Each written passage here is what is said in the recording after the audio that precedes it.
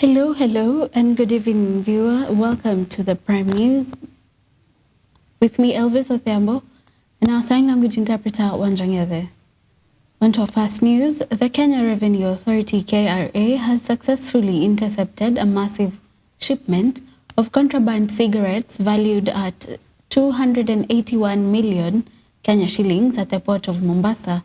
Customs officials discovered more than 9.3 million cigarette sticks concealed within a 40-foot container. The authority confirmed that the operation effectively foiled an attempt to smuggle illicit goods into the country.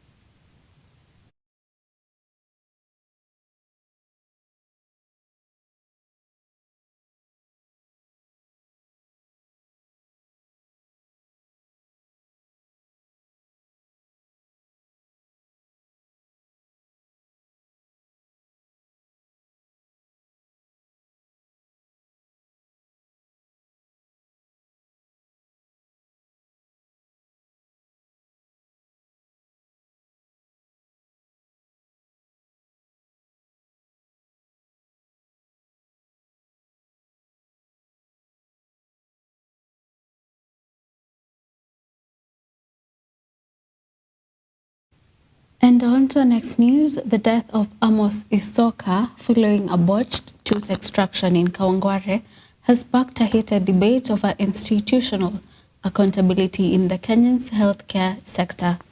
Amos did not succumb merely to a failed dental procedure. His death is being viewed as a result of systemic failure to protect citizens from unqualified practitioners.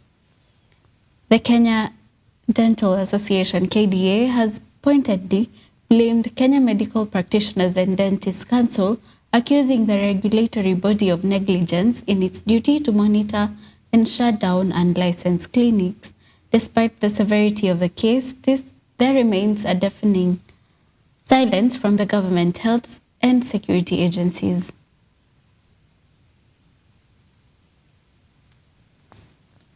We have quacks who never went to school, who operate out there. We have assistants who work with us and who want to operate as doctors. In Kenya, we have about 2,000 dentists for 55 million Kenyans. Dentists are employed in public sector and private sector. But unfortunately, services access is very limited. Most of the public hospitals in most county governments do not have enough dentists. They probably have 1 or 2 dentists. And that makes dental services very highly in demand. In the last year, we've had about 26 complaints of persons who reach out to Kenya Dental Association, reporting complaints that we forward to the Kenya Medical Practitioner and Dentists Council, because this is a body that is supposed to go and investigate. But so far, we are yet to get any reports from the KMPDC regarding dental malpractice issues. In Nairobi, we have over 3,000 health facilities, but due to resource constraints, we only have 3 inspectors. Instances come abruptly, we are able to address them at that particular point. That is what you may call what you are calling knee-jerk, but it's actually not knee-jerk. It's responding to an immediate need. Never we have a dental issue, however minor, you don't have to wait until it worsens out. And if it does happen so, you're having such a dental situation, go see a qualified dental practitioner. Once you enter a clinic, the first thing you should look for is the clinic registration certificate, or at a minimum, their current operating license. Even the law says it should be prominent.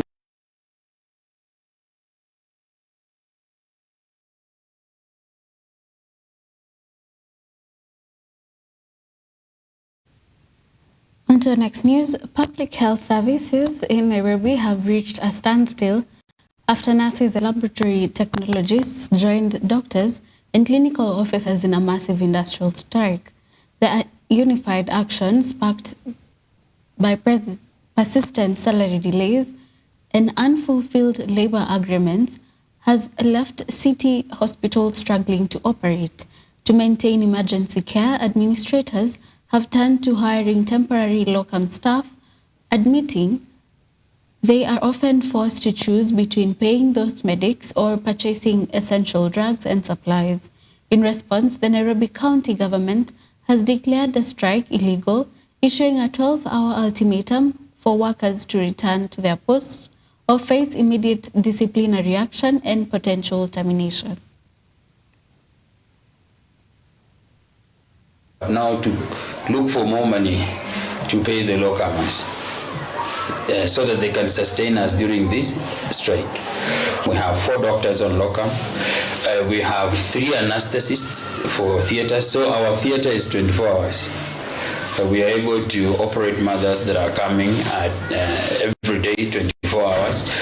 The thing we are fearing is these patients who have chronic conditions, because now we are not able to access consultants.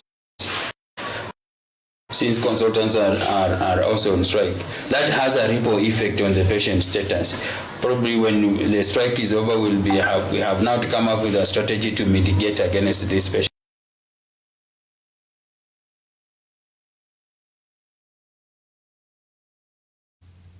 And moving on, post-election violence in Uganda's central region has claimed at least 7 lives following Thursday's national polls.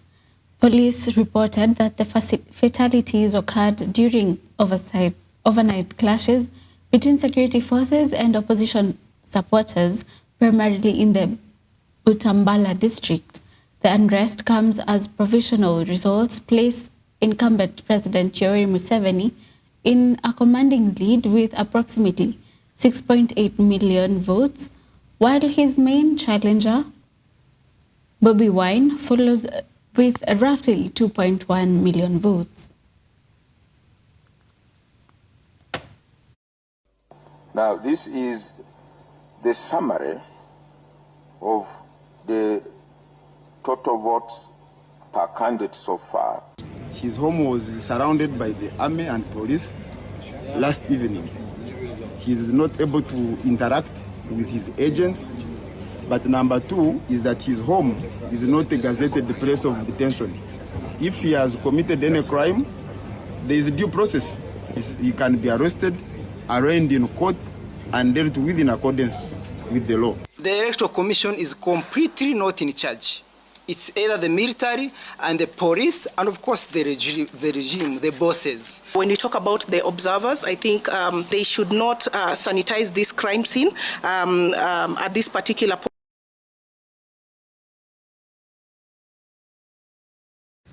That is all for the Prime News. Thank you for watching the Prime News.